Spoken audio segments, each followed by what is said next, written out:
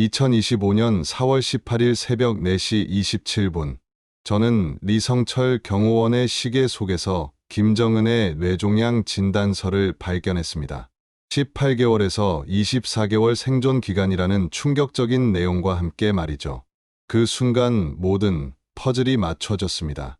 리설주의 180일 실종, 김여정의 급부상, 그리고 백두혈통 숙청 명단에 적힌 제 이름까지. 김정은이 자신의 시한부를 이용해 버린 핏빛 유언의 전모를 지금 공개합니다. 안녕하세요. 저는 북한 당 조직지도부에서 32년간 근무한 박무진입니다. 본명이 아닙니다. 아직 북한에 가족이 남아있어 가명을 사용합니다. 여러분이 방금 들으신 그 진단서는 스위스 베른 대학병원 한스 밀러 박사가 직접 작성한 것입니다. 그리고 그 진단서를 숨기기 위해 리설주가 완전히 사라져야 했던 거였어요. 하지만 이것은 시작에 불과했습니다. 김정은의 진짜 목표는 자신의 죽음을 준비하면서 김여정의 손으로 모든 위험 요소들을 제거하는 것이었거든요. 저를 포함해서 말이죠.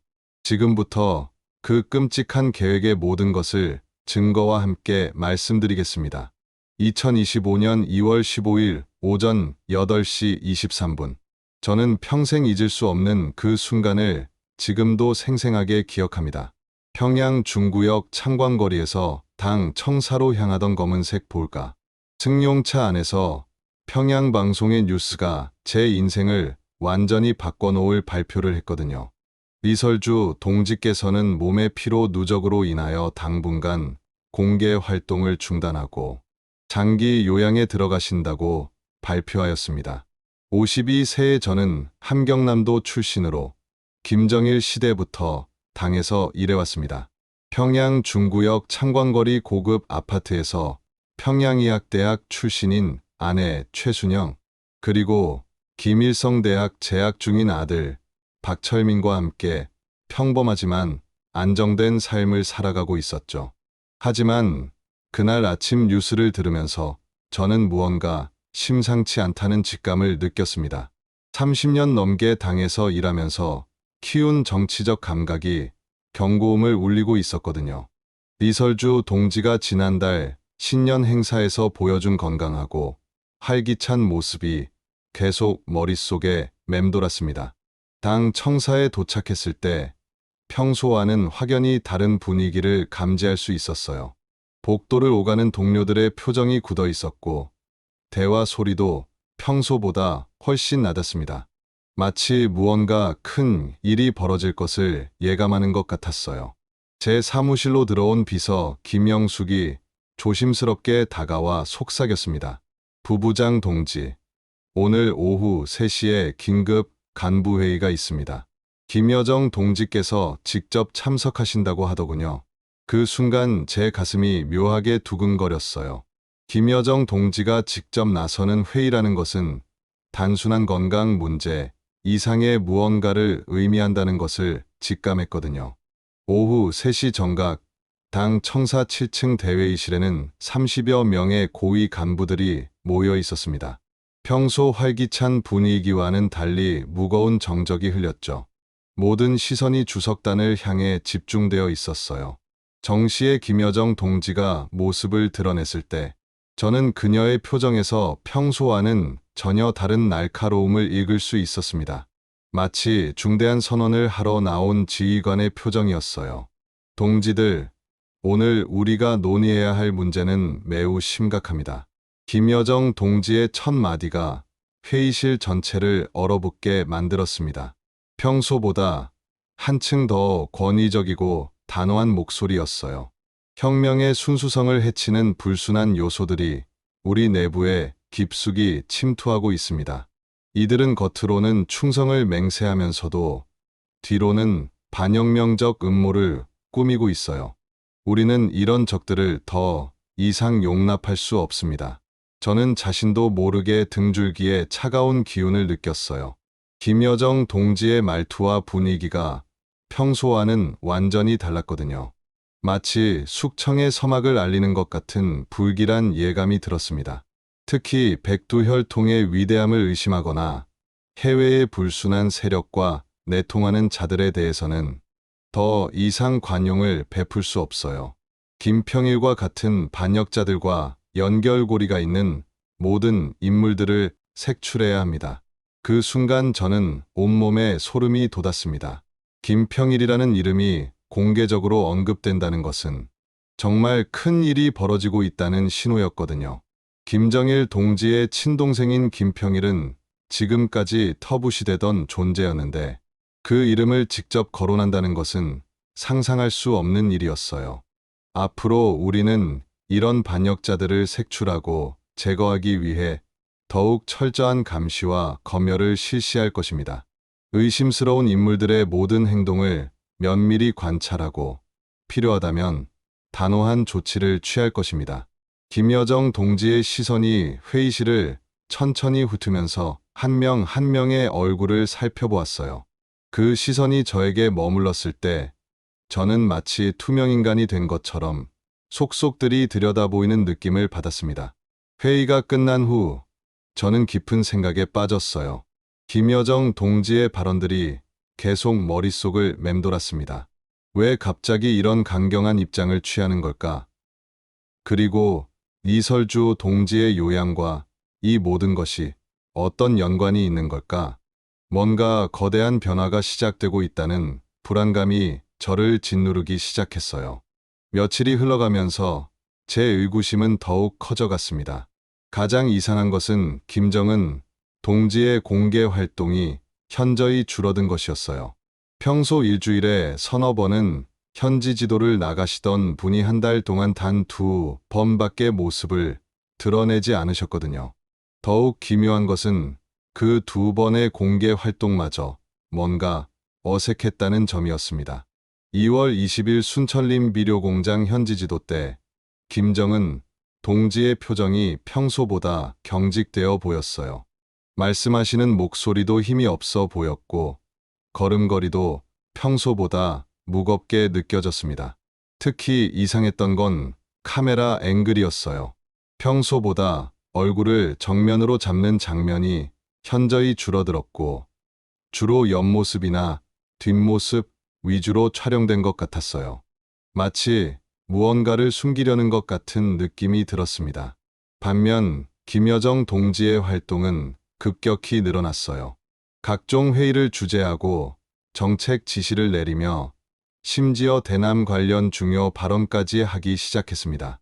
마치 김정은 동지를 대신하여 모든 권한을 행사하는 것처럼 보였어요. 3월 초에는 더욱 구체적인 변화들이 관찰되기 시작했습니다. 김여정 동지가 당 정치국 회의에서 발언하는 시간이 김정은 동지보다 더 길어졌고 군부 간부들과의 개별 면담도 자주 가지기 시작했어요. 완전히 권력의 축이 이동하고 있었습니다. 4월 18일 저희 의구심이 현실적인 공포로 바뀌는 충격적인 사건이 발생했습니다. 리설주 동지를 10년 넘게 그림자처럼 경호했던 호위 총국 소속 리성철 경호원이 갑작스럽게 사망한 것이었어요.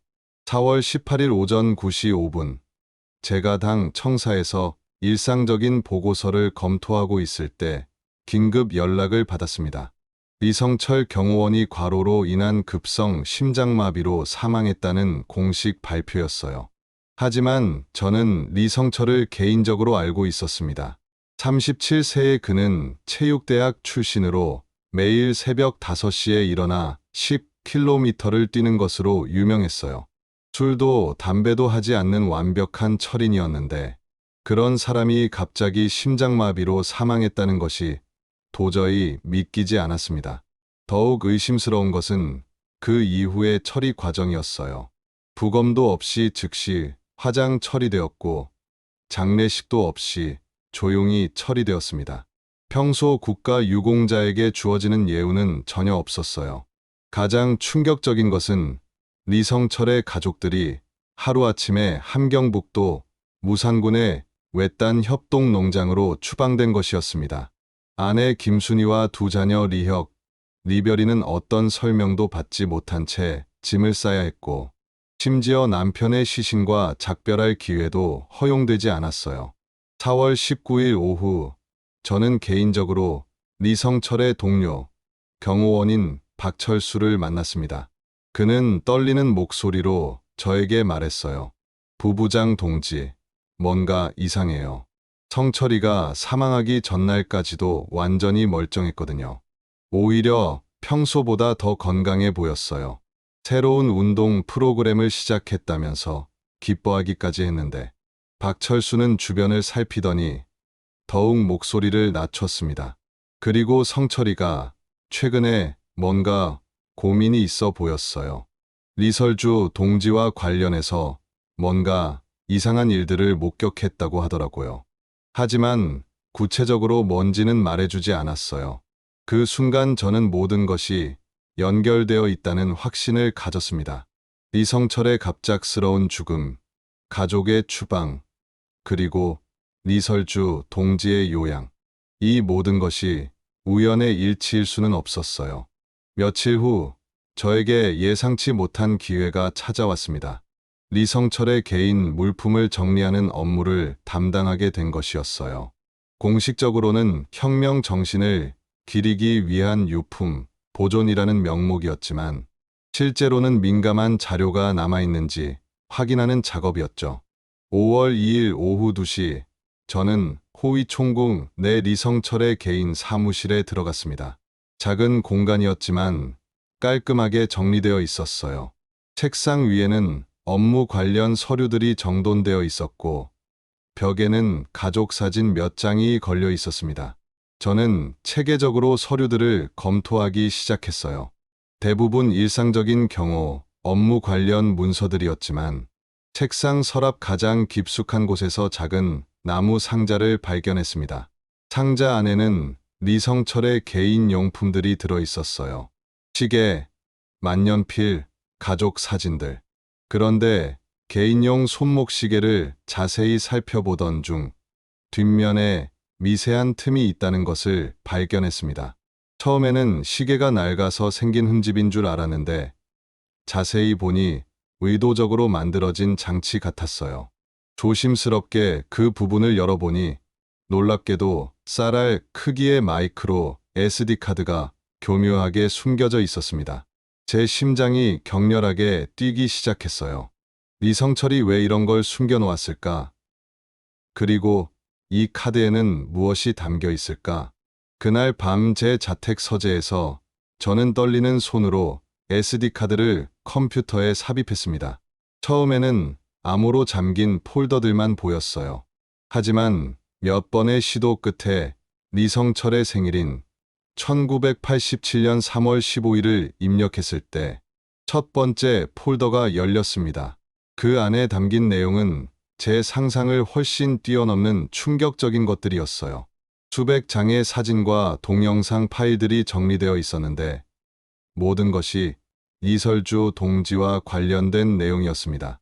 하지만 공식 발표와는 전혀 다른 모습이었어요. 첫 번째 사진을 열어본 순간 저는 의자에서 일어날 수가 없었습니다. 리설주 동지가 평양 시내 삼석구역의 한 비밀 시설에 완전히 격리되어 있는 모습이었거든요. 24시간 무장 경비원들의 감시하에서 외부와의 모든 연락이 차단된 채 말이에요. 더욱 놀라운 것은 그 시설을 드나드는 외국인들의 모습이었습니다. 그들의 옷차림과 장비를 보니 의료진인 것 같았는데 동양인이 아닌 서구인들이었어요. 북한 최고위층의 치료에 왜 외국 의사들이 개입하고 있는 걸까? 이것만으로도 이미 상식을 벗어난 일이었습니다. 파일을 하나씩 열어보면서 저는 더욱 큰 충격을 받았어요. 리성철이 몰래 촬영한 것으로 보이는 영상들에는 리설주 동지가 요양이 아니라 감금에 가까운 상황에서 지내고 있는 모습들이 담겨 있었어요. 창문도 없는 방에서 자유롭게 움직일 수도 없는 상황에서 말이에요. 더 깊은 폴더들을 열어보기 위해 저는 며칠 밤을 새워가며 암호를 해독했습니다. 리성철이 남긴 단서들을 조합해본 결과 김정은 동지의 생모, 고용희의 생일인 1952년 6월 26일을 입력했을 때 핵심 파일에 접근할 수 있었어요. 그리고 그 안에서 발견한 진실은 제 세계관을 완전히 뒤흔들어 놓았습니다. 파일에는 외국인 의료진의 정체가 상세히 기록되어 있었어요. 그들은 스위스 베른 대학병원에서 온 최고 수준의 신경외과 전문팀이었습니다. 한스 밀러 박사, 55세, 베른 대학병원 신경외과 교수이자 뇌종양 분야의 세계적 권위자. 클라우스 슈미트 박사, 48세, 방사선 종양학 전문의로 감마나이프 수술의 최고 전문가. 안나 바이스, 34살, 중환자실 전문 간호사로 뇌수술 환자 케어 전문가. 루카스 브라운, 29세, 최첨단 의료 장비 전문 기사. 하지만 진짜 충격은 따로 있었어요. 스위스 의료진의 진짜 환자는 리설주 동지가 아니었습니다. 그들의 진짜 목적은 김정은 동지를 치료하는 것이었거든요. 리설주 동지의 격리는 김정은 동지가 외부의 시선을 피해 비밀리에 치료를 받기 위한 거대한 연막작전에 불과했던 겁니다. 5월 10일 새벽 3시, 저는 마침내 가장 중요한 파일을 열 수 있었습니다. 그 안에는 김정은 동지의 뇌 MRI 사진들이 여러 장 들어 있었어요. 의학 지식이 부족한 저도 사진들에 표시된 붉은 원들이 심상치 않다는 것을 직감할 수 있었습니다. 그리고 그 사진들과 함께 첨부된 한스 밀러 박사의 진단서를 읽었을 때 저는 온몸에 소름이 돋았어요. 진단서 내용은 이랬습니다. 환자 K, J. 이는 뇌간 부근에 발생한 악성 신경교종, 즉 교모세포종 급성 4등급 진단을 받았습니다. 종양의 위치가 뇌간과 매우 근접해 있어 수술적 제거는 극도로 위험하며 현재 종양의 크기와 진행 속도를 고려할 때 생존 기간이 최대 18개월에서 24개월을 넘기기 어려울 것으로 판단됩니다. 김정은 동지가 시한부 인생을 살고 있다는 것이었어요. 그리고 이 모든 비밀을 숨기기 위해 리설주 동지를 이용했던 것입니다. 추가 파일들을 살펴보면서 저는 치료 과정의 상세한 기록들도 발견할 수 있었어요. 1994년 12월부터 비밀리에 방사선 치료를 시작했고 스위스에서 특수 제작된 감마나이프 장비를 평양에 밀반입했다는 기록이 있었습니다. 월 2회씩 집중 치료를 받고 있었고 매회 3시간에서 4시간이 소요되었어요. 치료 부작용으로 인한 일시적 언어장애와 균형 감각 상실, 그리고 심한 피로감이 기록되어 있었습니다.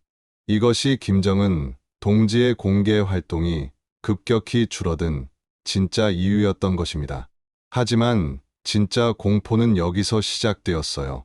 추가 파일 중에 백두혈통 순화 작전이라는 제목의 문서가 있었는데 그 내용을 읽어가면서 저는 온몸에 소름이 돋았습니다. 김정은 동지는 자신의 남은 시간 동안 권력 구조를 완전히 재편하려는 계획을 세워놓았던 것입니다. 자신의 어린 자녀들이 성인이 될 때까지 김여정 동지가 권력을 대행하되 그 과정에서 모든 잠재적 경쟁자들을 완전히 제거한다는 것이었어요. 1차 대상은 해외에 있는 숙부 김평일과 그의 지지 세력들이었습니다. 김정일 동지의 친동생으로 체코 대사를 역임했던 김평일은 김정은 동지에게 가장 위험한 존재였어요.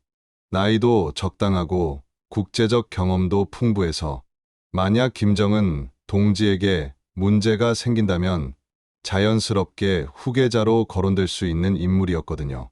하지만 김평일만이 아니었습니다. 그를 지지할 가능성이 있는 모든 원로 세력들도 제거 대상에 포함되어 있었어요. 리용호 전 외무상, 최태복 최고인민회의 상임위원장 등이 위험 인물로 분류되어 있었습니다. 2차 대상에는 당 간부들 중에서도 김평일과 개인적 친분이 있거나 과거 김정일 동지 시절의 정책을 그리워하는 인물들이 모두 포함되어 있었어요. 그리고 가장 충격적인 것은 제 이름도 그 명단에 있다는 사실이었습니다. 박무진 당 조직지도부 부부장. 김정일 시절부터 장기간 근무로 구정권에 대한 향수를 가질 가능성 높음. 김평일과 업무상 접촉 경험 있어. 위험 요소 보유. 백두혈통 정통성에 대한 의구심을 품을 가능성이 높은 위험 인물로 분류. 제 파일에는 더욱 구체적이고 무서운 계획들이 기록되어 있었어요. 교통사고를 가장한 제거 방안 평양남포 고속도로 구간에서 대형 트럭과의 충돌 사고로 위장 또는 건강 악화로 인한 자연사 처리 방안 기존 지병 악화를 이유로 한 급성 심근경색으로 처리. 저는 자신이 이미 사형 선고를 받은 상태라는 것을 깨달았어요. 그리고 리성철의 갑작스러운 죽음도 이제 완전히 이해할 수 있었습니다. 그는 너무 많은 것을 알고 있었고, 그래서 제거되었던 것입니다. 5월 초부터 저는 자신이 사냥감이 되었다는 것을 점차 깨닫게 되었어요. 함께 일하던 당 조직지도부 과장 김영수가 5월 3일 갑자기 출근하지 않았고, 문의 결과 급작스러운 건강 악화로 입원이라는 답변만 돌아왔습니다. 하지만 저는 전날까지 멀쩡했던 그를 기억하고 있었죠. 더욱 직접적인 위협 신호들이 나타나기 시작했어요. 5월 5일부터 집 전화에서 이상한 잡음과 끊김 현상이 발생했고, 아내 최순영은 시장에서 쇼핑할 때마다 낯선 남성들의 시선을 계속 느낀다고 말했습니다. 여보, 요즘 이상해요. 시장에 갈 때마다 같은 사람들이 저를 따라다니는 것 같아요. 처음에는 우연인 줄 알았는데 제가 가는 곳마다 나타나더라고요. 아들 박철민의 대학교 주변에도 평소 보지 못했던 검은색 승용차들이 자주 주차되어 있다는 이야기를 들었어요. 심지어 아파트 경비원인 김정호 동지까지 저에게 조심스럽게 귀띔해 주었습니다. 부부장 동지, 요즘 수상한 사람들이 아파트 주변에서 자주 왔다 갔다 해요. 주민인 척하면서 돌아다니는데 분명히 이 아파트 사람들이 아니에요. 조심하셔야 할 것 같습니다.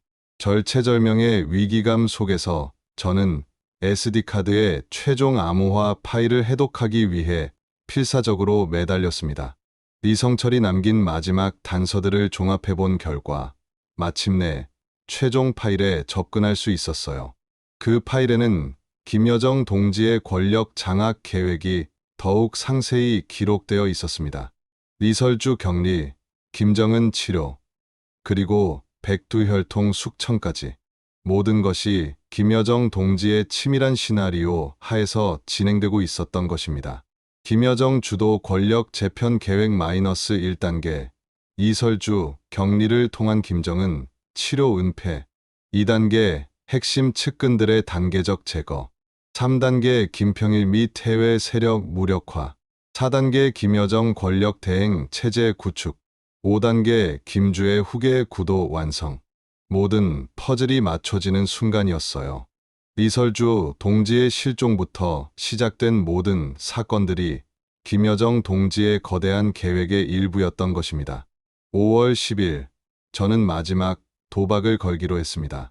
김정은 동지의 의료 기록과 백두혈통 숙청 계획이 담긴 모든 증거를 가지고 탈북하는 것이었어요. 하지만 북한에서의 탈출은 거의 불가능에 가까운 일이었습니다. 특히 제 같은 고위직의 경우에는 더욱 그랬죠. 저는 4단계로 구성된 치밀한 탈출 계획을 세웠습니다.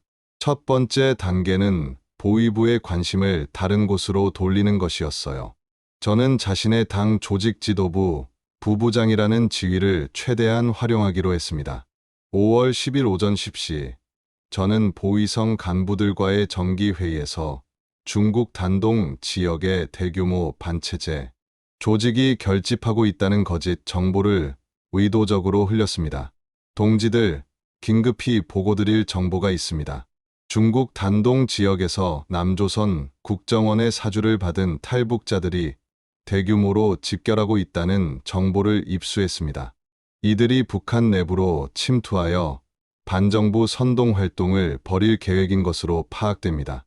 보위성 작전국장 리명수가 즉각 반응했어요. 구체적으로 어떤 정보입니까? 약 200명 규모의 조직으로 이번 달 말경 압록강을 통한 대규모 침투를 계획하고 있습니다. 즉시 북부 국경 경비를 대폭 강화해야 할 것으로 판단됩니다. 효과는 즉시 나타났어요. 그날 오후부터 보위부 요원들의 70% 이상이 압록강과 두만강 일대로 파견되었고 평양 시내 감시망이 현저히 약화되었습니다. 첫 번째 작전은 성공한 것이었죠. 두 번째 단계는 정반대 방향으로의 공식적인 출국이었습니다. 저는 베트남 하노이 북한 대사관에 대한 긴급 사상, 검열이라는 명목의 출장 명령서를 정교하게 위조하기 시작했어요. 32년간의 당 기관 근무 경험을 총동원한 완벽한 위조 작업이었습니다. 공식 문서 양식과 도장 체계를 완벽하게 복제했고 외무성 공문 번호 시스템까지 해킹하여 실제 번호를 사용했어요. 심지어 김여정 동지의 서명까지 완벽하게 모방했습니다. 위조 작업을 하는 동안 제 손은 계속 떨렸지만 이것이 저와 가족을 살릴 수 있는 유일한 방법이라는 것을 알고 있었어요. 만약 들키면 즉시 처형될 거라는 것도 알고 있었지만 그냥 있어도 어차피 죽을 운명이었으니까요. 5월 15일 오전 7시 드디어 세 번째 단계인 평양공항 탈출이 시작되었습니다. 저는 김정은 동지의 X파일이 담긴 SD카드를 벨트, 버클 안쪽에 교묘하게 숨기고 평양 순안국제공항에 나타났어요. 제 심장은 터질 듯이 뛰고 있었지만 겉으로는 평상시와 다름없는 모습을 유지해야 했습니다. 공항 로비에 들어서는 순간부터 저는 완벽한 연기를 해야 했거든요. 오전 8시 30분, 출국 수속 창구에 도착했을 때 공항 보위부 요원이 저희 서류를 받아들고 의심스러운 눈초리를 보냈어요. 박무진 부부장 동지, 갑작스러운 해외 출장이시네요. 사전 통보를 받지 못했는데요. 저는 최대한 침착하게 답했습니다. 하노이 대사관에서 심각한 사상적 해이 현상이 보고되었습니다. 대사관 직원들이 자본주의 문화에 물들어가고 있다는 제보가 있었어요. 중앙당의 긴급 지시로 즉시 현지로 가서 철저한 검열을 실시하라는 명령을 받았습니다. 보위부 요원은 명령서를 꼼꼼히 살펴봤어요. 비밀 유지를 위해 사전 통보는 최소화했습니다. 대사관 직원들이 미리 알면 증거를 인멸할 가능성이 있거든요. 도장과 서명, 문서 번호까지 모든 것이 완벽했어요. 하지만 요원은 뭔가 찜찜한 기분을 떨칠 수 없었던 것 같았습니다. 그는 저를 별실로 안내했어요. 부부장 동지, 잠시만 확인해 보겠습니다.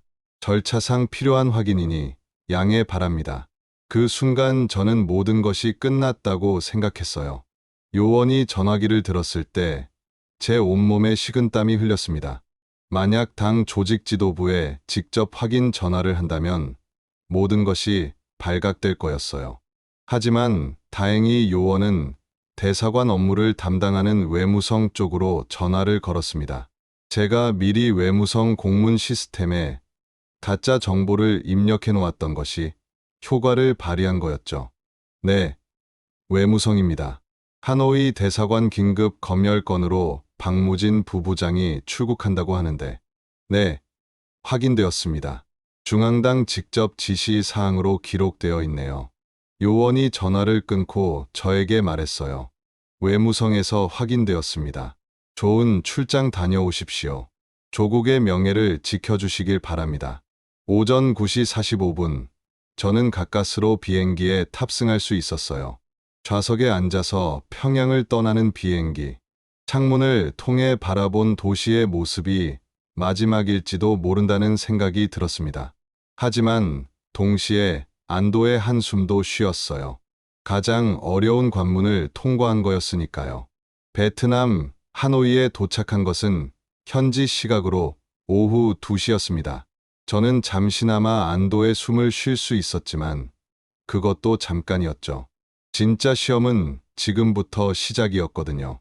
하노이 시내에 위치한 북한 대사관에 도착한 저를 맞이한 것은 예상보다 훨씬 차가운 분위기였어요. 대사관 직원들의 표정이 어딘지 경계심으로 가득했습니다. 박무진 부부장 동지께서 오신다는 연락을 받지 못했는데요. 대사관 참사, 김철남이 의아한 표정으로 물었습니다. 긴급 사안이라 사전 연락 없이 파견된 것입니다. 중앙당의 직접 지시사항이니 협조해 주시기 바랍니다. 대사관 보안 문제와 관련된 민감한 사안이라 외부, 누설은 절대 금지입니다. 하지만 분위기는 계속 이상했어요. 대사관 보위부 요원들이 저의 일거수일투족을 감시하고 있었고 숙소로 배정받은 방에서도 자유롭게 움직일 수 없었습니다. 저는 자신이 대사관 안에 갇힌 상태라는 것을 깨달았어요. 아마 평양으로부터 무언가 연락을 받았을 가능성이 높았습니다. 제 실종이 발각되었거나 아니면 애초에 저를 의심하고 있었을 수도 있었어요. 그날 밤 11시, 저는 네 번째이자 마지막 단계인 최종 탈출을 감행하기로 결심했습니다. 대사관을 빠져나와 하노이에 있는 대한민국 대사관으로 향하는 것이었어요. 그것은 말 그대로 목숨을 건 도박이었습니다. 새벽 2시, 대사관의 경계가 가장 느슨해지는 시간을 기다렸어요. 저는 숙소 창문을 조심스럽게 열고 밖을 내다봤습니다. 다행히 1층이었고 뒷마당으로 통하는 창문이었어요. 저는 김정은 동지의 의료 기록이 담긴 SD카드를 내복 속 가장 안전한 곳에 꼭 숨기고 창문을 통해 밖으로 빠져나왔습니다. 뒷마당의 담장을 넘는 것은 생각보다 어려웠어요. 52세의 나이에 이런 일을 하게 될 줄은 꿈에도 몰랐거든요. 새벽 2시 15분, 하노이 시내를 가로지르는 마지막 질주가 시작되었습니다. 저는 미리 조사해둔 경로를 따라 대한민국 대사관을 향해 뛰기 시작했어요. 하노이의 좁은 골목들을 지나고 야시장 구역을 통과하며 홍강의 지류를 따라서 말이죠. 하지만 곧 뒤에서 북한 보위부 요원들의 추격이 시작되었습니다. 저기다, 놓치지 마라. 요원들의 외침이 하노이의 새벽 거리에 울려 퍼졌어요. 저는 평생 뛰어본 것 중 가장 빠르게 달렸습니다. 뒤에서는 최소 서너 명의 요원들이 바짝 추격해오고 있었어요. 그들의 발소리와 거친 숨소리가 점점 가까워지고 있었습니다. 박무진, 더 이상 도망갈 곳은 없다. 하지만 저는 포기할 수 없었어요. 김정은 동지의 시한부와 김여정의 무서운 계획을 세상에 알려야 했거든요. 리설주 동지에게 벌어진 일의 진실을 밝혀야 했고 더 이상의 희생자가 나오는 것을 막아야 했어요. 새벽 3시 40분, 드디어 대한민국 대사관의 태극기가 보이기 시작했습니다. 저는 마지막 힘을 짜내어 더욱 빠르게 달렸어요. 100m, 50m, 20m. 대사관 정문이 눈앞에 다가왔습니다. 망명을 신청합니다. 대한민국 대사관 정문에 도착한 저는 경비원을 향해 절규했습니다. 저는 북한당 조직 지도부 부부장 박무진입니다. 김정은의 시한부와 김여정의 권력, 장악 계획에 대한 결정적 증거를 갖고 있습니다. 한국 해병대 출신으로 보이는 경비원들이 재빨리 저를 대사관 안으로 끌어들였어요. 북한 요원들은 대사관 정문 앞에서 발을 동동 구르며 분노했지만 더 이상 손쓸 방법이 없었습니다. 이 자식들아, 반역자를 내놓아라. 북한 요원들이 소리쳤지만 이미 대한민국 영토나 다름없는 대사관 안에 들어온 저에게는 손댈 수 없었어요. 며칠의 준비 기간을 거쳐 5월 20일 오전 10시 전 세계 30여 개국 언론이 참석한 가운데 제 기자회견이 열렸습니다. 저는 떨리는 목소리로 하지만 확고한 의지를 담아 진실을 폭로하기 시작했어요. 존경하는 기자 여러분, 저는 오늘 북한 최고 권력층에서 벌어지고 있는 충격적인 진실을 여러분께 말씀드리고자 합니다. 제 첫 마디가 기자회견장을 정적으로 만들었어요. 리설주 동지의 실종은 그저 시작에 불과했습니다. 김정은은 자신의 시한부 진단을 숨기기 위해 부인을 이용했고, 그 시간 동안 백두혈통의 완전한 재편을 위한 대숙청을 계획했습니다. 저는 김정은 동지의 의료 기록이 담긴 SD카드를 기자들 앞에서 공개했어요. 이 카드에는 스위스 베른 대학병원 한스 밀러 박사의 정확한 진단서, 뇌종양을 보여주는 MRI 사진들, 그리고 18개월에서 24개월이라는 시한부 선고의 구체적 내용이 모두 담겨 있습니다. 기자회견장이 술렁거리기 시작했어요. CNN, BBC, 로이터, AP통신 기자들이 일제히 카메라를 저에게 집중시켰습니다. 김정은의 진짜 목적은 해외에 있는 숙부 김평일과 그를 지지하는 모든 원로 세력을 제거하는 것이었습니다. 자신의 어린 자녀들이 성인이 될 때까지 김여정이 권력을 대행하되, 그 과정에서 모든 잠재적 경쟁자들을 숙청한다는 계획이었어요. 한국 기자가 질문했어요. 구체적으로 누가 숙청 대상이었습니까? 김평일을 비롯해 이용호 전 외무상, 최태복 최고인민회의 상임위원장, 리수용 전 외무상, 김영철 전 통일전선부장 등이 1차 제거 대상이었습니다. 그리고 저는 잠시 숨을 고르고 말을 이었어요. 저 자신도 그 명단에 포함되어 있었습니다. 미국 워싱턴 포스트 기자가 손을 들었어요. 박무진 씨가 위험 인물로 분류된 이유는 무엇입니까? 제가 김정일 시절부터 장기간 근무했고, 김평일과 업무상 접촉 경험이 있었기 때문입니다. 백두혈통 정통성에 대한 의구심을 품을 가능성이 높은 인물로 분류되었어요. 심지어 저를 제거하는 구체적 방법까지 계획되어 있었습니다. 교통사고를 가장하거나 급성 심근경색으로 자연사 처리한다는 내용이었죠. 영국 BBC 기자가 질문했어요. 스위스 의료진의 치료 과정에 대해 더 자세히 말씀해 주세요. 1994년 12월부터 한스 밀러 박사 팀이 비밀리에 입국해서 김정은의 뇌종양 치료를 시작했습니다. 스위스에서 특수 제작된 감마나이프 장비를 평양에 밀반입했고, 월 2회씩 3시간에서 4시간에 걸친 집중 치료를 받았어요.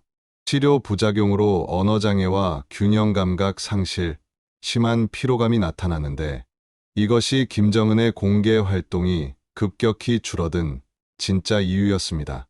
일본 아사히 신문 기자가 물었어요. 김여정의 권력 장악은 어느 정도까지 진행되었습니까? 현재 김여정은 김정은 다음가는 실질적 권력자가 되었습니다. 당과 군의 핵심 인사들을 직접 만나고, 김주의 교육을 완전히 통제하며, 심지어 대외 정책과 군사 정책에도 깊숙이 개입하고 있어요. 김정은도 중요한 결정을 내릴 때 김여정의 의견을 먼저 구하는 모습을 자주 봤습니다. 한국 조선일보 기자가 질문했어요. 앞으로 북한 상황이 어떻게 전개될 것으로 예상하십니까? 김여정의 계획은 리설주 제거에서 끝나지 않을 겁니다. 이건 더 큰 그림의 첫 번째 단계였어요. 다음으로는 김정은 주변의 핵심 측근들, 군부 내 비협조적 인사들을 차례로 제거하거나 무력화시킬 가능성이 높습니다. 최종적으로는 김정은마저 완전히 뒤에서 조종하거나 상황에 따라서는 아예 교체하려 할 수도 있어요. 프랑스 AFP 통신 기자가 물었어요. 국제사회는 이 상황을 어떻게 받아들여야 합니까? 김여정의 위험성을 제대로 인식해야 합니다. 그녀는 단순한 김정은의 여동생이 아니라 북한을 자신의 손아귀에 넣으려는 냉혹한 권력자예요. 리설주에게 한 일을 보면 그녀가 얼마나 계획적이고 잔인할 수 있는지 알 수 있습니다. 한 사람의 인격을 완전히 파괴하고 재구성할 수 있는 무서운 시스템을 갖고 있다는 점이 가장 우려스럽습니다. 독일 슈피겔 기자가 마지막 질문을 했어요. 증언의 신빙성을 어떻게 보장하겠습니까?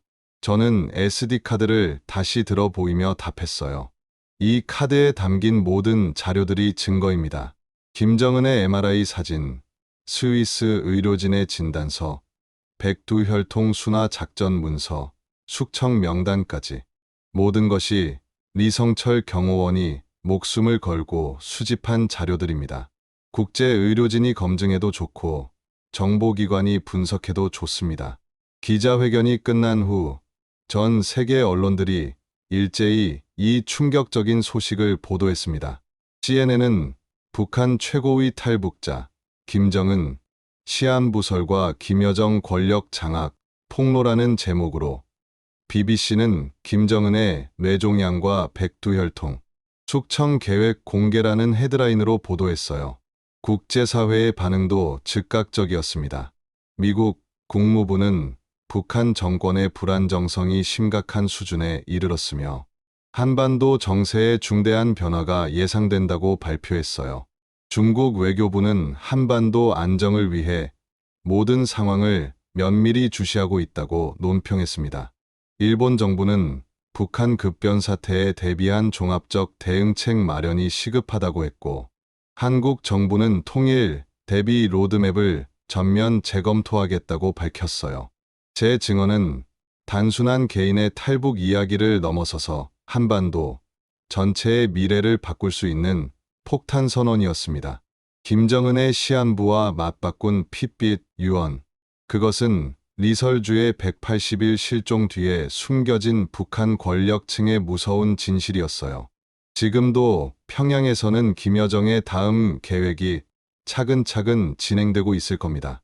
누가 다음 타겟이 될지는 모르지만 분명한 건 더 중요한 인물들이 위험에 처할 거라는 점이에요.